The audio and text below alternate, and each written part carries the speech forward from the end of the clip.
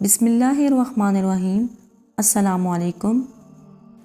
حضرت جنید بغدادی رحمۃ اللہ علیہ کہتے تھے کہ میں نے اخلاص ایک حجام سے سیکھا۔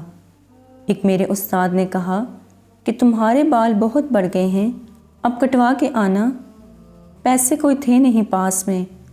حجام کی دکان کے سامنے پہنچے تو وہ گاہک کے بال کاٹ رہا تھا۔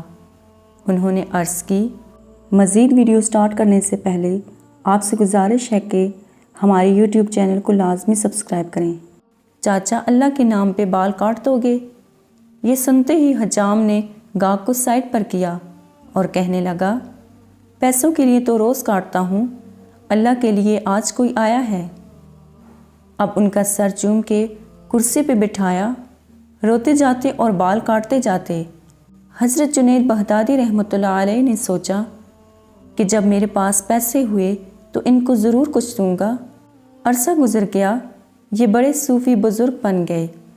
ایک دن ملنے کے لیے گئے، واقعہ یاد دلایا اور کچھ رقم پیش کی تو حجام کہنے لگا، جنید، تو اتنا بڑا صوفی ہو گیا، تجھے اتنا نہیں پتہ چلا کہ جو کام اللہ کے لیے کیا جائے اس کا بدلہ مخلوق سے نہیں لیتے۔